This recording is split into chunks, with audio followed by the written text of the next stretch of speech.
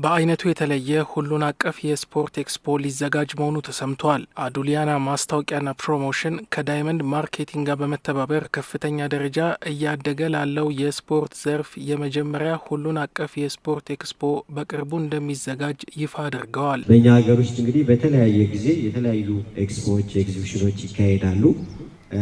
ፋሽን ላይ፣ ኢትዮጵያ ታምርት ላይ፣ የተለያዩ ካልቸሮች ላይ ብዙ ጊዜ ኤግዚቢሽኖች ይካሄዳሉ።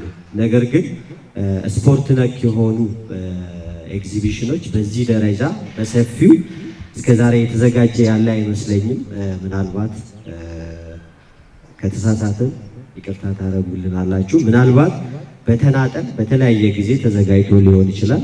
ሁሉን አቀፍ የሆነ የመጀመሪያ ነው ብለን ነው የምናስበው። ይሄ ትልቅ ኤክስፖ ነው የሚሆነው። ኤክስፖ ላይ የስፖርት ሚዲያዎች፣ የስፖርት መገልገያ አምራቾችና አስመጪዎች፣ በስፖርት ዙሪያ ያሉ የጤና ሴክተሮችና ሌሎች ባለድርሻ አካላትን የሚያገናኝ ነው ተብሏል። ስፖርት ከጨዋታ ያለፈ የብሔራዊ ልማት ዋና ምሰሶ ነው ያሉት አዘጋጆቹ ኤክስፖው ትልቅ የልምድ ልውውጥን ይፈጥራል የሚል እምነት እንዳላቸው ጠቁመዋል። በዓለም አቀፍ ደረጃ እንግዲህ ስፖርት በጣም በትልቅ በትሪሊየን ዶላር ኢኮኖሚ የሚንቀሳቀስበት ዘርፍ ነው።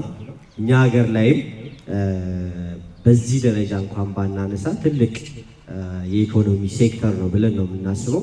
ኤክስፖው የተበታተነውን የስፖርት እንቅስቃሴ ወደ አንድ ወጥና ፈጣን እድገት ወደሚያሳይ ኢንቨስትመንት ብሎም ቱሪዝምን ወደሚስብና ለኢትዮጵያ ንግድ ተቋማት ዘላቂ እድሎችን እንደሚፈጥር ተገልጿል። ይሄ ኤግዚቢሽን አዲስ ኢትዮጵያ ላይ ብቻ አይደለም ተዘጋጅቶ የሚያበቃው፣ ኢስት አፍሪካ፣ ነገ ደግሞ ሌላ ዓለም ላይ ለምንድነው ያሉንን የኛ የሆኑ ስፖርቶች አሉ።